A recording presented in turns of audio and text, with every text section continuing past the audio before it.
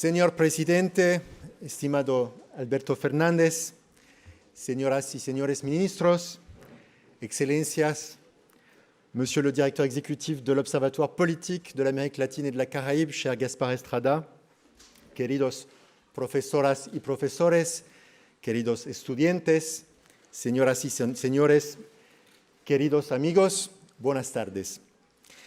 Me alegro mucho de vuestra presencia esta tarde con nosotros y les deseo a todas y a todos la bienvenida en Sciences Po. Con vuestra permisión y para que cada uno de vosotros pueda entender sin dificultad lo que quiero decirles, creo que es mejor continuar a hablar en inglés. Que ustedes me disculpen. It is a great pleasure to welcome you all here today. And Mr. President, I would like to thank you very warmly and most sincerely for taking a few moments out of a very busy schedule during your visit to Paris to address our students and our guests and to discuss with us the political and social situation in Latin America, as well as the relationship between Argentina and Europe. I'm all the more delighted to welcome you to Sciences Po because I realize what an honor and a privilege it is for our institution to have been allotted a slot in the prestigious program of your visit to Europe, which included a meeting with Papa Francisco, talks with the heads of state and head of government of Italy, a meeting with the German Chancellor, meetings with the King and Prime Minister of Spain, and today, lunch with the President of France. We are extremely impressed to be seen in the company of such luminaries. And my message tonight is a very simple one. Welcome to Sciences Po, Mr. President. Welcome to Sciences Po, Argentina. Over the past few years, and largely through the connections built over time by the Observatoire politique de l'Amérique latine et de la Caraïbe de Sciences Po, it is fair to say that our university has developed a very special relationship with Latin America.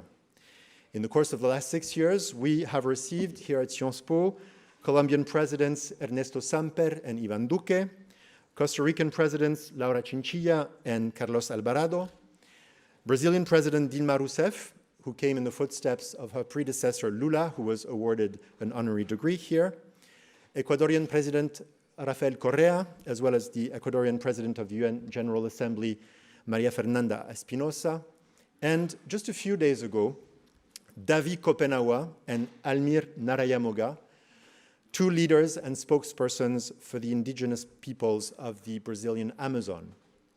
But this is the first time when we have the pleasure of opening our doors to the president of the Argentine nation, so that this day has particular significance and importance for us all.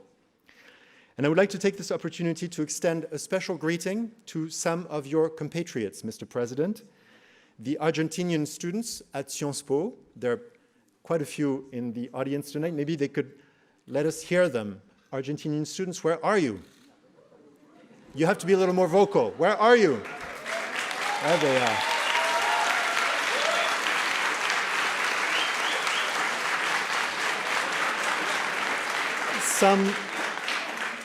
Some of those students, Mr. President, have traveled quite a distance because they came from our undergraduate campus in Poitiers. They took a special transportation to be with us today. And of course, I would like to wish them as well a very warm welcome to Paris today. In addition to those studying on the Poitiers campus, some 30 Argentinian students are studying each year at our university in a degree program, and we receive 50 or more exchange students from Argentina, thanks to the very close connections built with some 7 partner universities in Argentina, located in Buenos Aires, Victoria, and Cordoba.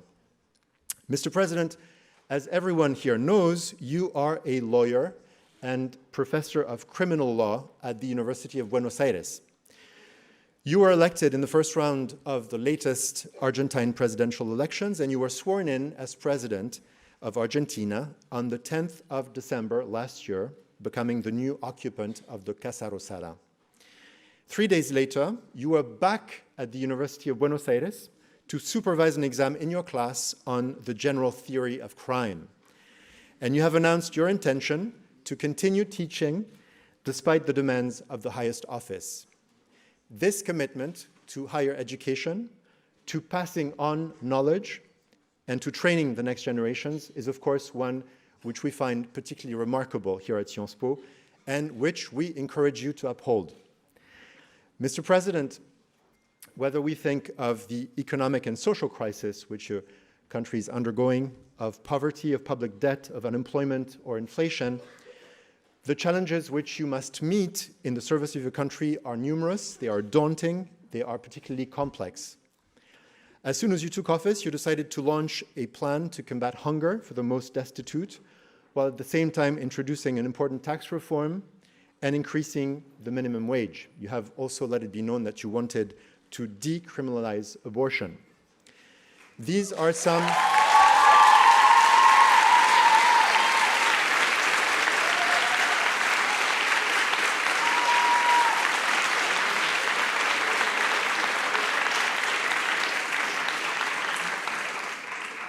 These are some of the topics which you have decided to address this evening, as well as your desire to strengthen and deepen relations between Argentina and Europe, and as far as your visit to Paris today is concerned, between Argentina and France. And as you can tell, this program has whet the curiosity of a great many guests this evening, a great many students as well, who I am sure are very impatient to hear you speak. So thank you once again, Mr. President, for being with us today. Thank you to Opalc and to Gaspar Estrada and to the staff of Sciences Po and of the Argentine Embassy in Paris who have enthusiastically got behind this event. Thanks also to the team and to the students of our Poitiers campus. Thanks to our School of International Affairs, to our brand new chair on sovereign debt who have also very strongly supported the organization of this event. And before I hand over this microphone to President Fernandez, I would like to beg you to allow me one final word. One final word on the terrible situation endured by two of our colleagues and friends, Fariba Adelha and Roland Marchal, researchers at Sciences Po, whose faces you may have seen on a banner on the front of the building which you walked in to get into this auditorium. Fariba and Roland have been scandalously imprisoned without cause in Iran for nearly 8 months. Dedicating today's event to them is a way of emphasizing that they are constantly present in our hearts and in our minds, and that we can know no respite until they regain their freedom. Señor Presidente, una vez más, mil gracias por haber decidido de acabar vuestro primer viaje en Europa con una visita en Sciences Po. Estamos muy orgullosos que usted esté aquí con nosotros esta tarde. Le deseo una buena conferencia a todas y a todos. Bonsoir.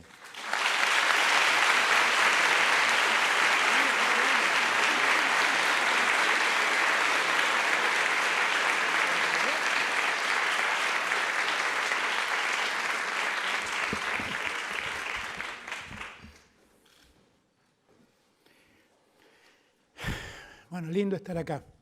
Gracias a todos y a todas por acompañarme.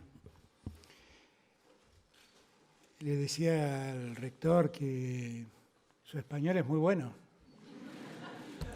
Su español es muy bueno. Debería soltarse más. No quiera saber cómo me iría a mí si se me ocurriera dar la conferencia en inglés o en francés. Así que debería soltarse más. Y bueno, la verdad, feliz de estar en Francia, feliz de estar en París, feliz de estar con ustedes. Hace más de 30 años enseño Derecho Penal en la Universidad de Buenos Aires. Dediqué mi vida académica al Derecho Penal, al estudio de la teoría del delito y de la pena. Y cada vez que vengo a dar estas charlas, conferencias, pónganle el título que quieran, empieza una contradicción en mí. Entre ¿qué debo hablar? ¿Debo hablar como profesor? ¿Debo hablar como presidente? ¿Debo hablar como abogado? ¿Debo hablar como político? Pero estoy en una universidad. Y las universidades son lugares de debate. Son lugares para abrir las cabezas. Solamente para eso. Así que le voy a pedir a todos permisos para que me dejen ser libre para hablar. y que entiendan qué es lo que creo, que no necesariamente lo que digo es la verdad, pero que sí quiero sembrar un montón de dudas para que ustedes piensen, a ver si están en lo correcto o no. Y voy a hacer esto a riesgo de ser políticamente incorrecto. Tal vez la condición de presidente me requeriría ser más cauto. Pero no se puede ser cauto en una universidad. En las universidades las cabezas se abren y se piensa. Así que los invito a que pensemos un poco juntos sobre lo que nos pasa en este tiempo de la historia que nos toca vivir. He tenido la oportunidad de hablar con el Santo Padre. Con él nos entendemos muchos. Somos argentinos. Vivió ese país tantos años como yo, más, porque es más grande que yo el Papa. Y la charla con él siempre es muy simple, siempre es muy fácil, porque venimos del mismo mundo. Hablé con el primer ministro Conte en Italia, con el presidente de Italia, con la canciller Merkel, con mi amigo Pedro Sánchez, con el rey Felipe, a quien conozco hace muchos años, me cuesta llamarlo rey, todavía me sale la palabra príncipe cuando hablo de él, y con el presidente Macron hoy. Y a todos están muy preocupados por lo que pasa en América Latina, y hacen muy bien en preocuparse, porque deberíamos pensar un minuto lo que nos pasa como continente. ¿Cuántos latinoamericanos hay aquí? Muchos.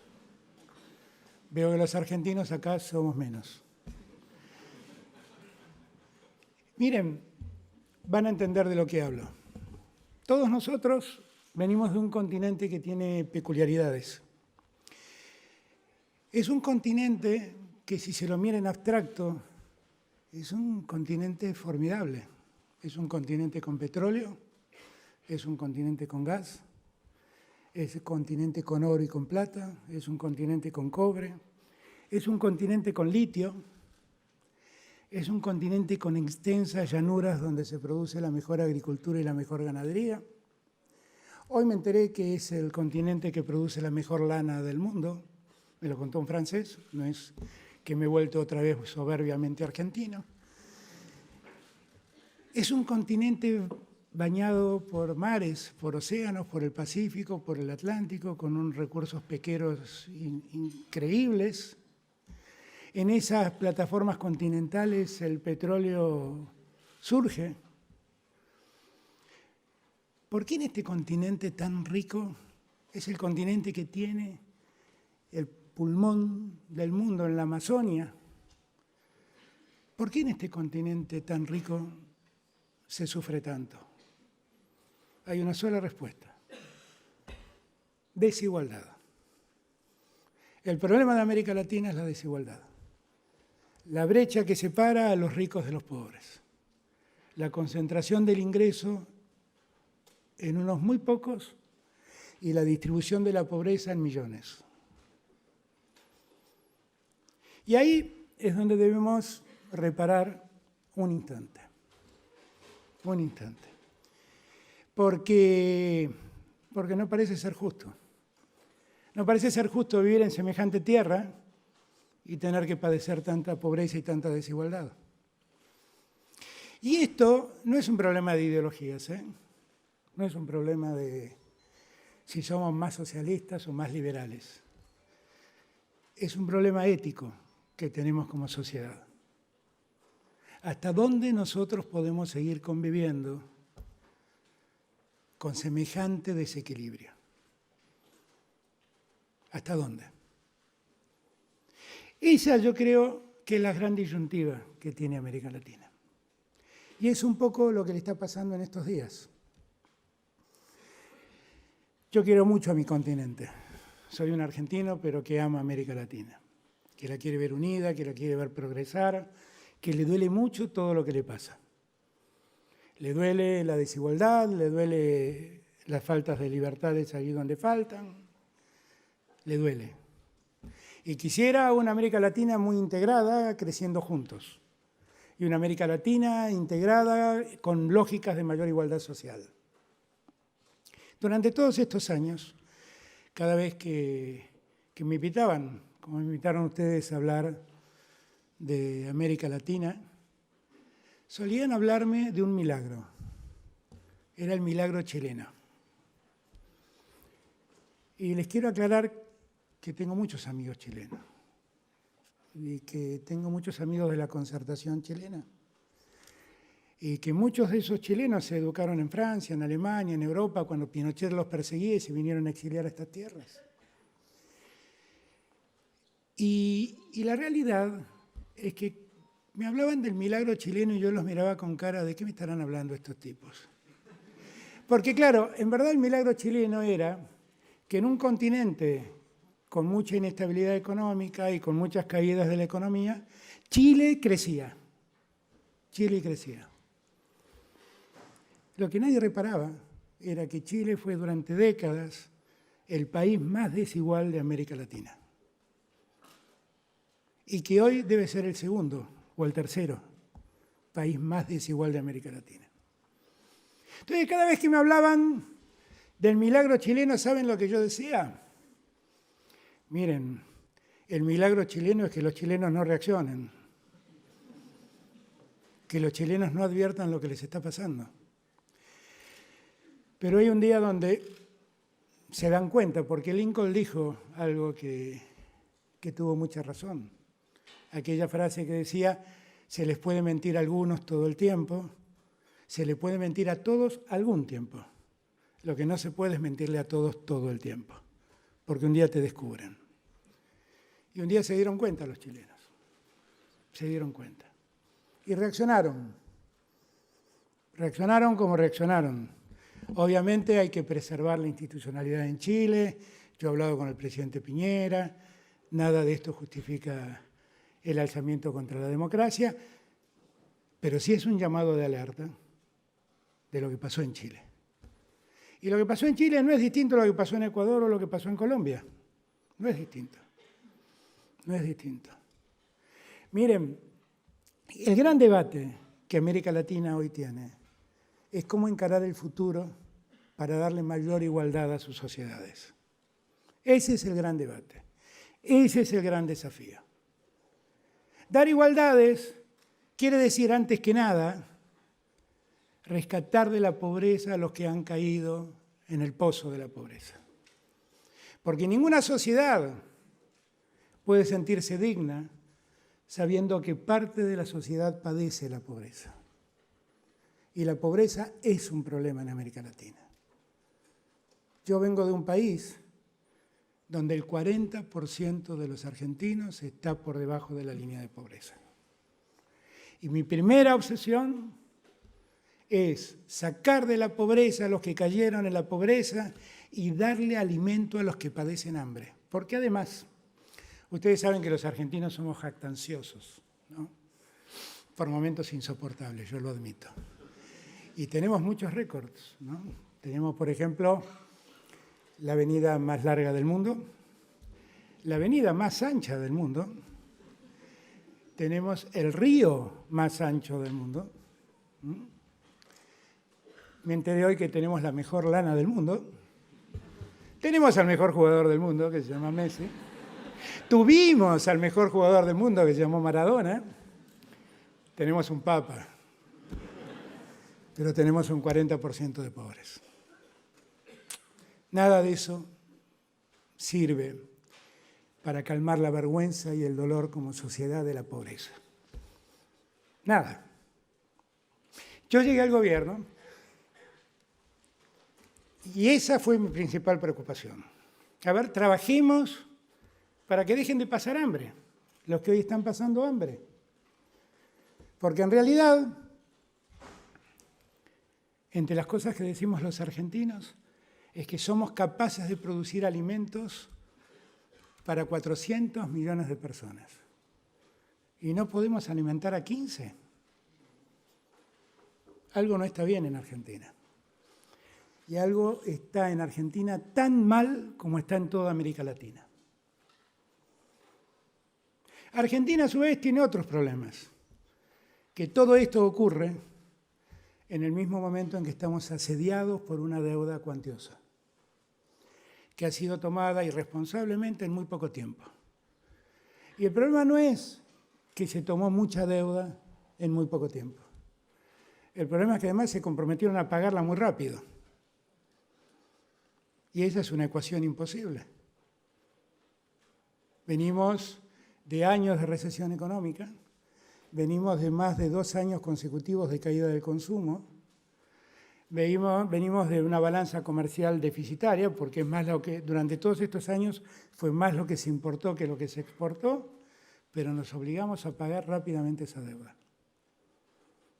Y entonces tenemos que andar recorriendo el mundo, como hice ahora yo, empezando por Europa, explicándole a los líderes lo que objetivamente nos pasa. Y que a veces, en nombre de la libertad de los mercados, en nombre de la apertura económica, se condena a los pueblos a lo que están condenados hoy mi pueblo, la Argentina. Y hay que entender, porque el capitalismo lo que necesita esencialmente es de gente que se desarrolle y consuma. Esencialmente. Y si eso no existe, el capitalismo se pone en crisis. Y cuando el capitalismo deja de invertir para generar empleo, producir, dar trabajo, permitir el desarrollo social, y a cambio de eso especula financieramente, el capitalismo fracasa, inexorablemente fracasa.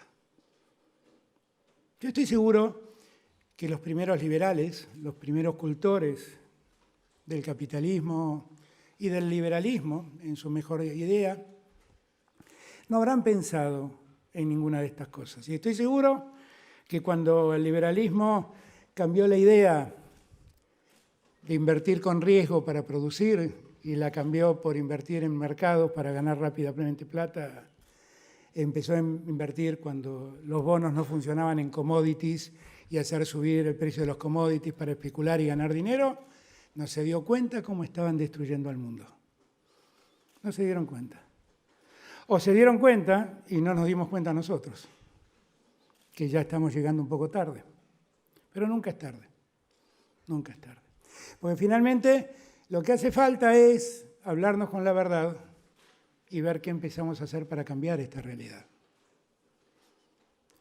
Cuando le hablaba a cada líder que les mencioné acá de Europa, me miraban con cara de asombro, no entendían de qué les estaba hablando. Y 2 de ellos me dijeron, después de hacer silencio, yo no entiendo. Yo estuve en Buenos Aires en el G20 hace menos de un año y no fue lo que me dijeron las autoridades argentinas. Miren, no hay ninguna forma de encarar la realidad que no sea asumiéndola. No hay ninguna forma de pedir ayuda que no sea diciendo la verdad. Porque finalmente la mentira siempre aparece y todo sucumbe. Y eso fue lo que nos pasó. Durante 4 años hubo un gobierno que en Argentina vendió una realidad que no existía. Y lo que todos los datos nos indicaban es que cada día estábamos peor. Y un día descubrimos lo mal que estamos, cuando ya era bastante tarde. Pero nunca es tarde porque podemos cambiar. Y acá estamos. ¿Por qué empezamos nosotros nuestras giras para contactar al mundo por Europa? Porque somos hijos de Europa, simplemente. No es poco, es mucho. Octavio Paz, un gran escritor mexicano, alguna vez dijo que Latinoamérica, los latinoamericanos bajaban de los barcos. Eso es bastante cierto para algunos países, no tanto para otros. Hay países donde el pueblo de sus comunidades autóctonas es muy fuerte y la presencia de los pueblos originarios es muy fuerte. Pero en un país como la Argentina es bastante cierto que los argentinos llegamos de los barcos. Barcos que traían polacos, que traían franceses, que traían españoles, que traían italianos,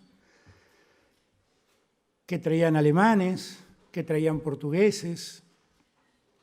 Y así construimos esto, que se llama la argentinidad. Hace muchos años doy clases en España, en Salamanca y en la Universidad Camilo José Cela, y tengo muchos alumnos europeos ahí. Y siempre digo medio en broma, solo en broma, mejor dicho, no medio en broma, solo en broma. Ustedes saben que las dos mayores comunidades que tiene la Argentina es la comunidad española y la comunidad italiana. Y yo siempre digo, eso parece haber probado que la peor prueba genética, mezcla genética, es la de mezclar italianos con españoles, porque salen argentinos. Pero lo cierto es que con todo, bromas aparte, los argentinos tenemos una enorme capacidad de recuperarnos. Enorme capacidad de recuperarnos. Por momentos me asombro. Si ustedes miran nuestra historia reciente, yo en la campaña se lo recordaba a los argentinos, uno puede ver las veces que nos hemos caído y nos levantamos. Allá por los 70 tuvimos el primer gran proceso hiperinflacionario que destruyó a un gobierno peronista y facilitó la llegada de los dictadores allá en el 76. Y vivimos una enorme tragedia, la tragedia de un genocidio. Días atrás en Jerusalén se lo transmitía a Netanyahu, cuando le decía, miren, ustedes nunca deben olvidar el Holocausto y nosotros nunca debemos olvidar lo que nos pasó como país. Nosotros tuvimos nuestros centros clandestinos de detención, tenemos nuestros desaparecidos, tenemos nuestros torturados, tenemos nuestros muertos, tenemos nuestros exiliados.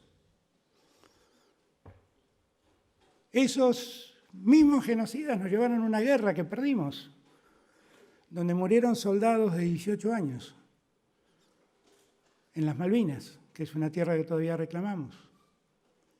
Y pese a toda esa tragedia, un día recuperamos la democracia. Y Raúl Alfonsín nos devolvió la institucionalidad. No era peronista, merecía serlo. No era peronista, era radical, un gran hombre. Un gran hombre. Y lo cierto es que con Alfonsín vivimos una primavera democrática que no terminó del todo bien, porque terminó también con un proceso hiperinflacionario enorme que lo obligó a dejar el gobierno 6 meses antes. Y entonces llegó el peronismo en una de sus variantes. Y en esta variante controló la inflación a través de la convertibilidad, pero la convertibilidad paraba la inflación y terminaba con el empleo. Porque lo que fue un plan antiinflacionario se convirtió en un plan económico. Y cuando un plan económico prescinde de la moneda, pierde una enorme herramienta para poder trabajar. Y entonces se generó un enorme retraso cambiario que determinó el cierre de muchas industrias y la pérdida de muchos empleos. Y el enojo de los argentinos. Y así un día los argentinos se enojaron en el medio de toda esa crisis y votaron a un proyecto que fue el proyecto de la Alianza, una suerte de coalición de sectores progresistas y radicales, que al cabo de 2 años nos dejó en el peor de los mundos. Y después vino el default, y cuando vino primero la salida de la convertibilidad y el default, los argentinos creíamos estar en el peor de los mundos. La pobreza había subido al 57%, la desocupación al 25%. Le debíamos al mundo un PBI y medio. Todos los organismos de crédito internacional habían cerrado sus puertas para nosotros. Y allí llegamos con Néstor Kirchner en el año 2003, que era su jefe de gabinete. Y empezamos otra vez. No nosotros, la Argentina. Y otra vez nos pusimos de pie. Y creamos 4,5 millones de empleos, salimos del default, le pagamos toda la deuda a los organismos a los que le debíamos dinero. La Argentina empezó a crecer a un ritmo del 8% anual. Tuvimos durante los 5 años que gobernamos superávit fiscal y comercial. Nos fue muy bien. Y después vino Cristina. Y Cristina empezó en un momento más difícil porque a Cristina le tocó gobernar con las hipotecas subprime en crisis, con la crisis de Lehman Brothers. Le comentaba a Merkel la otra noche, la crisis de Lehman Brothers en Europa golpeó mucho, pero no saben lo que golpeó en el sur. Golpeó mucho más, porque ahí, como diría Benedetti, es donde se termina el mundo. Y cuesta mucho sobrevivir allí. Sin embargo, nos volvimos a recuperar con muchas dificultades. Convivimos con la inflación, con la evasión de divisas y dejamos a Macri un país con 3 problemas. Los 3 problemas Macri los profundizó y no saben cuántos otros problemas nos trajo. Pero nos volvimos a levantar y nos vamos a volver a levantar. No me pregunten cómo hacemos, porque la verdad no lo entiendo, pero lo hacemos. Acá el amigo mexicano me contaba que trabajó algunos años con Marco Aurelio García. Marco Aurelio era un gran pensador de la izquierda latinoamericana, que era el asesor de Lula en cuestiones internacionales. Cuando éramos gobierno con Néstor, se generó un problema, que fue que Evo Morales había nacionalizado el petróleo y el gas. Y esto había enojado mucho a los brasileros, porque lo que habían nacionalizado era Petrobras, que era de los brasileros. Y entonces tuvimos que hacer una reunión urgente del Mercosur para ver cómo hacíamos para sobrellevar el tema. Y empezó muy mal la reunión, con un Lula muy demandante y un Evo muy firme en su posición. Y entonces Néstor dijo, miren, yo propongo hacer un cuarto intermedio antes que el Mercosur termine hoy. Entonces hagamos un cuarto intermedio, calmemos los ánimos, veamos cómo seguimos. Y bueno, y así lo hicimos. Pasamos a un cuarto intermedio y Néstor me dijo, anda a verlo a Evo y decirle a Evo que ayude un poco. Entonces allí me fui a verlo a Evo, me fui caminando hasta un lugar del salón donde estaba Evo solito y le digo, presidente, ¿cómo le va? Hola Alberto, me dice, antes que nada, quiero hacerte una pregunta. ¿Cómo es que hicieron ustedes para salir de la deuda externa? Entonces yo le dije, bueno, es un tema largo, presidente, le digo, porque era de lo último que quería hablarle a Evo, ustedes se darán cuenta, ¿no? Pero Evo era más vivo que yo, se la vio venir y me preguntó algo que no tenía nada que ver con el problema que estábamos teniendo. Y entonces le digo, es un tema largo, presidente, porque... No, pero es que a mí me interesa mucho, me dice Evo. En eso llega Marco Aurelio García, que se ve que Lula le había mandado lo mismo que me había mandado hacer a mí Néstor. Y entonces nos abraza Marco Aurelio, que siempre es tan afectuoso, y dicen, ¿cómo van mis amigos? Y entonces yo le digo, yo estoy acá tratando, me está pidiendo el presidente Evo que le explique cómo salimos de la deuda externa. Y entonces lo mira así con cara seria y le dice, no, Evo, eso no se pregunta. Nunca sigas el ejemplo de Argentina. Y cuando me dijo eso, la verdad no me cayó bien. Que ahí tenía muchas ganas de contar lo que habíamos hecho con la deuda externa.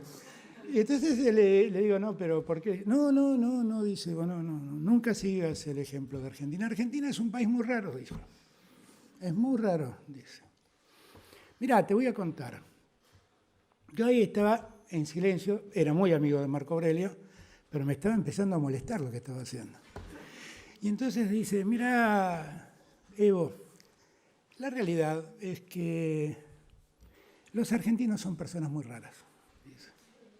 Son unos tipos, hombres, mujeres, personas, son personas que están al pie de la montaña. Y un día se les ocurre subir a la montaña.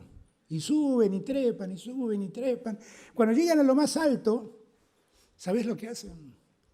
Se paran en la cornisa del precipicio y saltan. Saltan, dice. Entonces vos los ves caer, dice, todos los vemos caer y decimos, bueno, estos tipos se murieron. Se murieron. Entonces no... Todos pensamos que no tienen solución, pero no me preguntes cómo hacen, dice. Porque la realidad es que al ratito los ves levantarse, sacarse el polvo, acomodarse la ropa, y ¿sabes lo que hacen? Vuelven a subir la montaña, a trepar la montaña, llegan a lo más alto, se paran en el precipicio y vuelven a saltar. La verdad es que ellos, no sé por qué ocurre, pero siempre se salvan. Vos no lo intentes, porque en la primera caída se mueren los bolivianos. La anécdota siempre la cuento, porque tenía bastante razón. La verdad, los argentinos 1000 veces vivimos esa experiencia. Y yo, cuando le hablaba en la campaña a los electores, les decía, espero que esta haya sido la última vez que saltamos y que no volvamos a saltar más, porque lo que es cierto es que en cada salto hay millones de argentinos que sufren. No sé si se mueren, pero sufren. Y la verdad que no es un milagro. Tenemos un pueblo hermoso. Es eso. Por eso nos levantamos. Porque tenemos un pueblo único. Y nuestro pueblo es único porque conoció lo que ningún otro pueblo de América Latina conoció, que son derechos. Derechos. Nuestros trabajadores tienen derechos, nuestros maestros tienen derechos, nuestros hijos tienen derechos de ser educados en la educación pública, nuestros enfermos tienen derecho a ser atendidos en los hospitales. Fuimos una sociedad única en América Latina porque crecimos dando derechos. Y ahora resulta que el capitalismo me dice que para arreglar la sociedad lo que tengo que hacer es quitárselos. Es para que lo pensemos. Algo no está bien. Nos hicimos fuertes con la educación pública. Nos hicimos fuertes dándole derechos a los que trabajen. Nos hicimos fuertes dando salud a los viejos. Y ahora tenemos que quitar todo eso. Algo no anda bien. Yo estoy seguro que una sociedad que le quita derechos a su gente, un gobierno que le quita derechos a su gente, es un gobierno que retrocede a esa sociedad, hace retroceder a esa sociedad. Por lo tanto, el secreto es ver cómo seguimos garantizando derechos a nuestra gente, para que nuestra gente encuentre posibilidades de desarrollo. Hacerlo con racionalidad, con sensatez. No se trata de imprimir y gastar plata. Se trata de hacerlo bien, de corregir los sistemas impositivos para que los que más tienen pongan más dinero en favor de los que menos tienen. Y nunca olvidar aquello de lo que hablaba Alfonsín. Alfonsín hablaba siempre, yo trabajé con él, guardo un cariño entrañable por él. Decía siempre, tenemos que tener la ética de la solidaridad. La política tiene que siempre tener la ética de la solidaridad. No se trata de permitir el cuentapropismo o de permitir la meritocracia, porque no es verdad que la meritocracia existe. Para algunos es más fácil avanzar que para otros. Nos partimos todos del mismo lado. Y allí es donde está la ética de la solidaridad de la política que nunca debemos olvidar. Y eso es lo que más necesita la América Latina del presente. Volver a desarrollar una política solidaria que saque a los sectores más postergados de la postergación y distribuya los ingresos con criterios de mayor igualdad. No es difícil, es cuestión de decidirnos. Piénsenlo. Muchas gracias.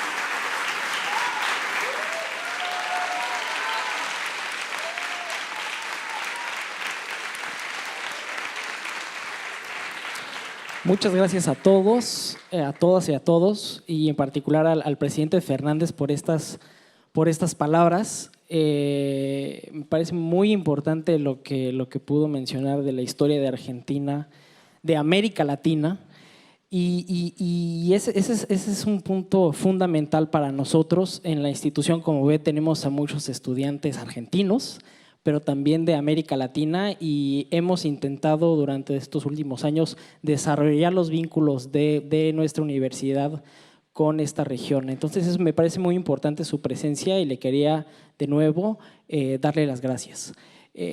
Antes de darle la palabra a las y los estudiantes de Sciences Po hasta las 18:50, le voy a hacer dos preguntas y después le daremos la palabra a los estudiantes para esta sesión de preguntas y respuestas. La primera es si pudiera detallar más uno de los puntos que mencionó en su presentación, que es este plan contra el hambre. Me parece que es un punto fundamental porque, como lo mencionó, 40% de los argentinos viven hoy en situación de pobreza. ¿Y qué implica para usted y cuál va a ser el peso político que le quiere dar a esta política de lucha contra el hambre? A ver, en realidad mi planteo sobre el hambre no es un planteo del gobierno.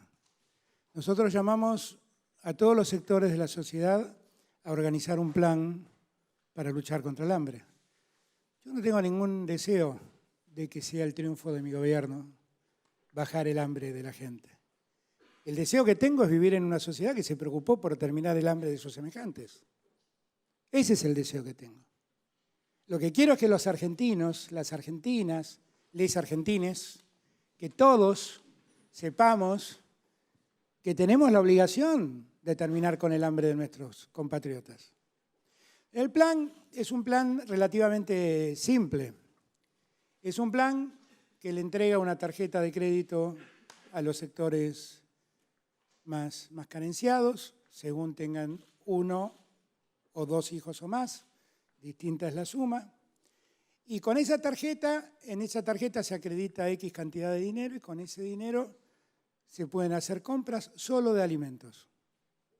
Solo de alimentos.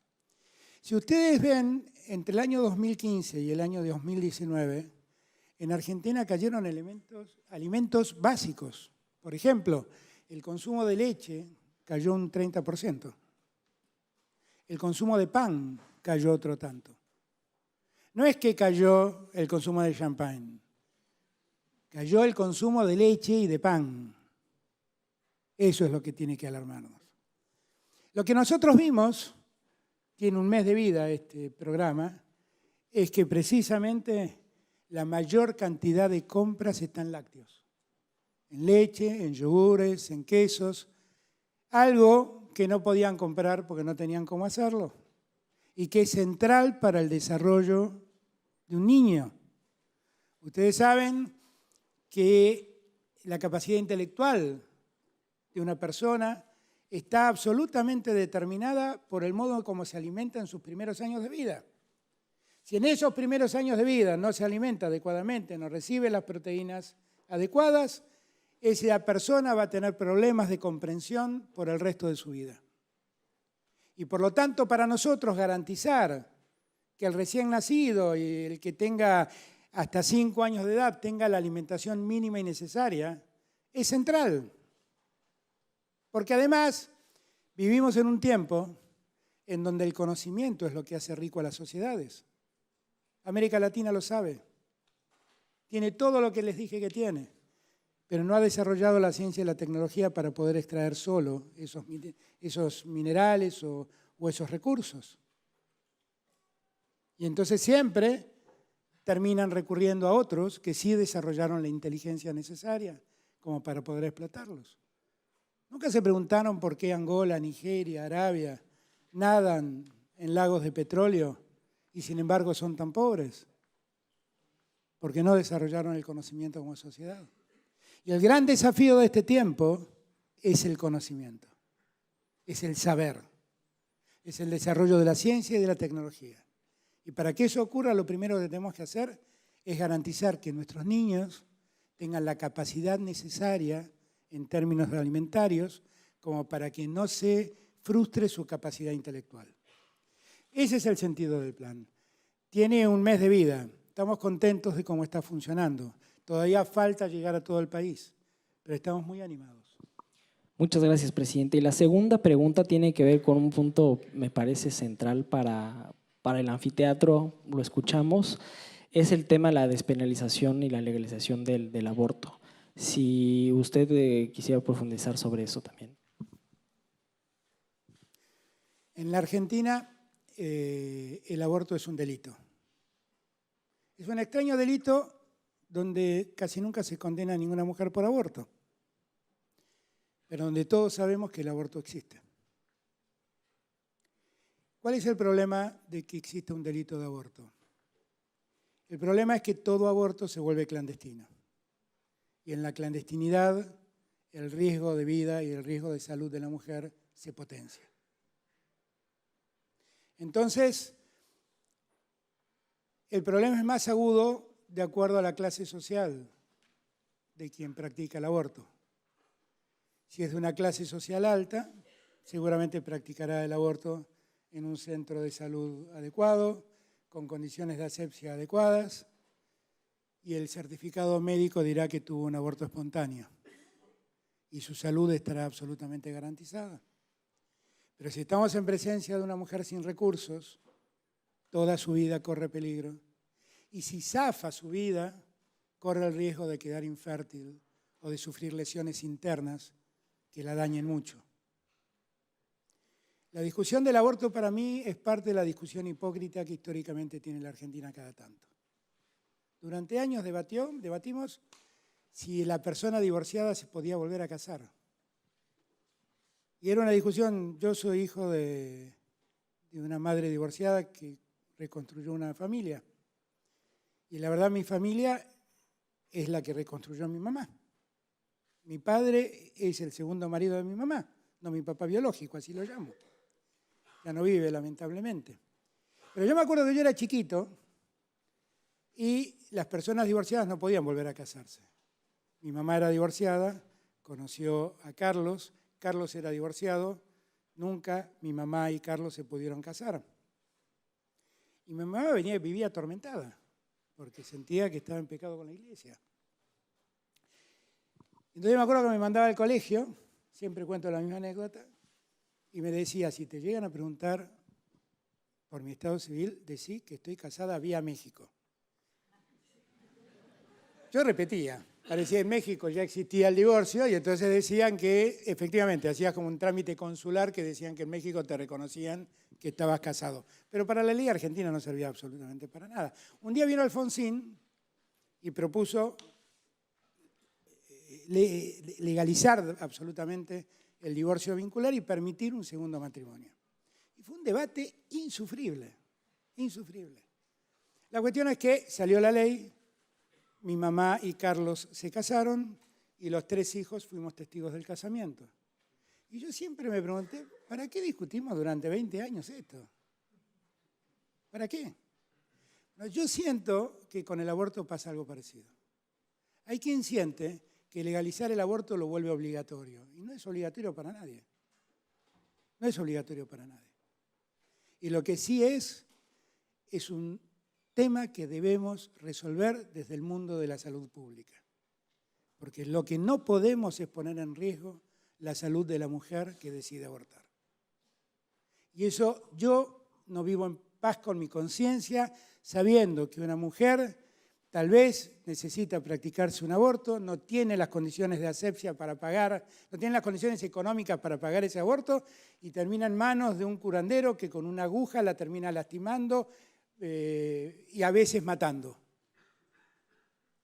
Perdónenme, pero la hipocresía nunca se llevó bien conmigo. Por eso es que he propuesto, y lo voy a hacer, mandar una ley que termine con la despenalización del aborto y permita la atención de cualquier aborto en un centro público.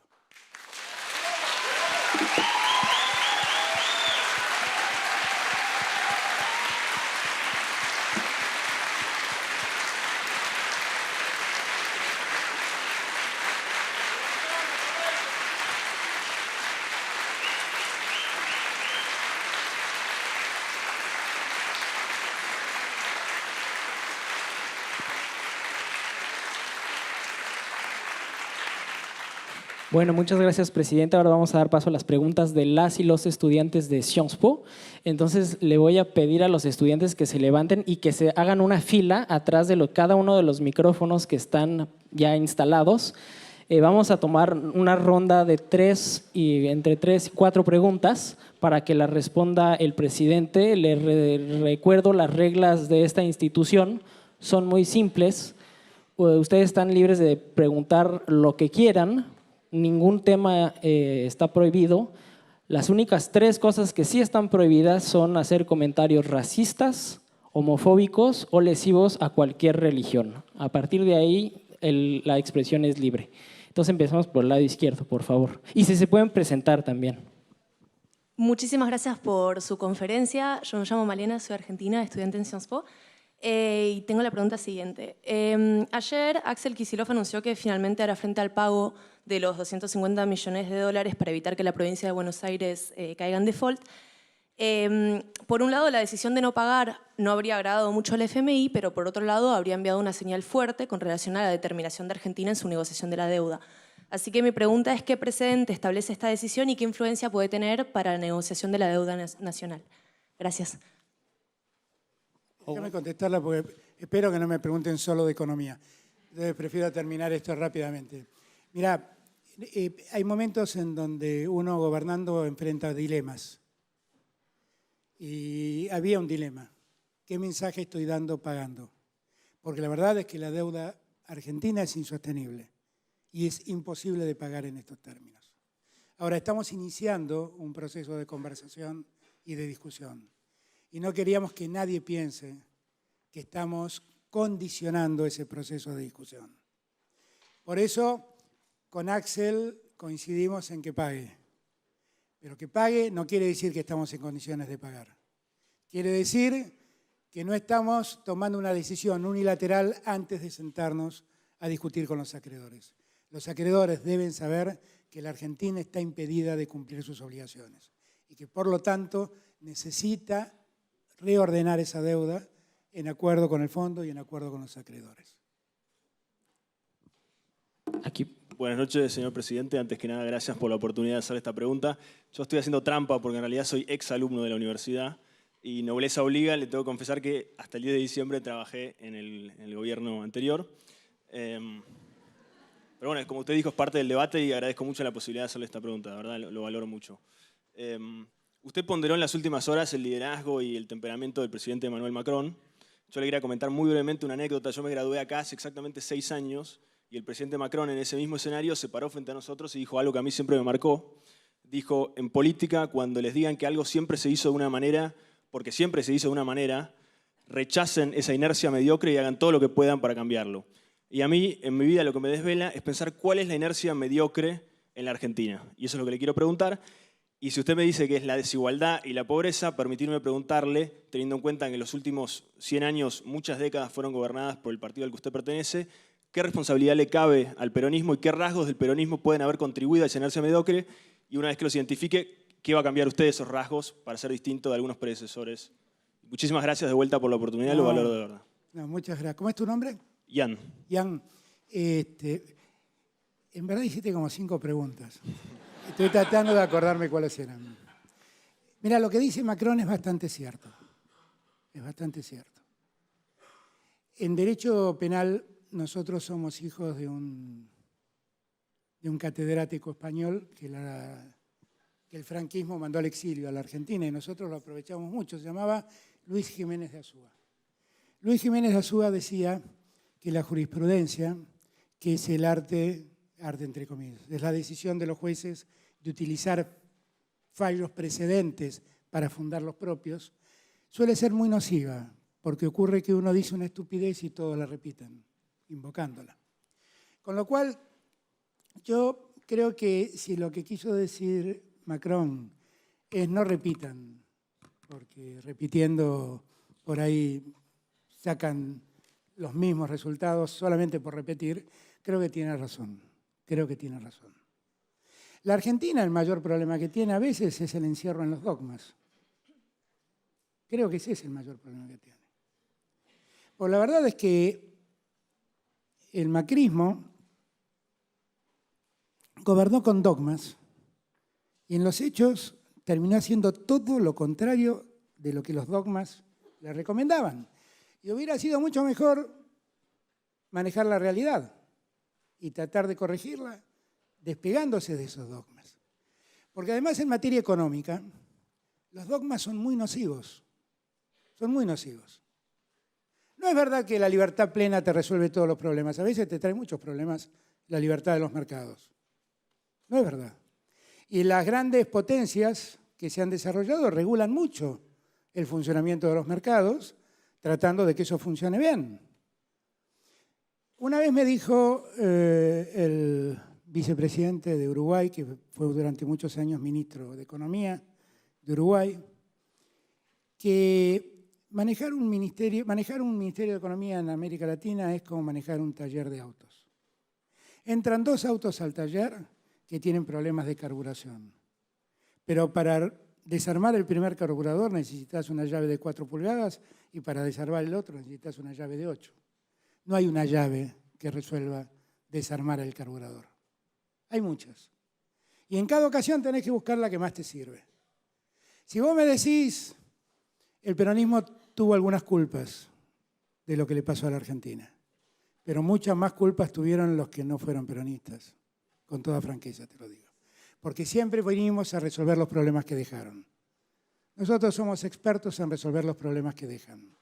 Y la verdad, te estoy conociendo hoy y no quiero contradecirte, no hablaría bien de mí, pero créeme que nos hemos cansado de resolver problemas que otros dejaron. Si vos me decís qué quisiera yo aportar para el futuro, es darnos cuenta que la política, bueno, muchos de ustedes son estudiantes de ciencias políticas, ¿sí? Sí. Si yo les preguntara a ustedes qué es la política, me darían algunas de las definiciones más conocidas. Desde la maquiavélica, que decía que es el arte de lo posible, injustamente reducida y atribuida a Maquiavelo, a cualquier otra. Pero yo he aprendido que la política es el arte de administrar la realidad, simplemente. Y según administres la realidad, sos lo que sos. Si sos un conservador, querés que la realidad no cambie. De eso se habla Macron, creo yo. Si sos un revolucionario, tirás la realidad por la ventana y empezás a construir otra. Y si sos lo que soy yo, querés cambiar la realidad con las reglas establecidas. A nosotros nos llaman reformistas. Yo soy eso, un reformista. No quiero tirar instituciones por la ventana. Quiero cambiar la Argentina con las instituciones que existen. Y creo que ya a esta altura, Ian, no tiene mucho sentido saber quién tiene más culpas. Lo único que vos y yo tenemos que preocuparnos es que hay un 40% de argentinos que padecen. Pensemos en ellos. El resto, vos pensás lo que pensás, yo pienso lo que pienso, pero al 40% de argentinos que están bajo la pobreza no le estamos resolviendo nada. Gracias, Ian.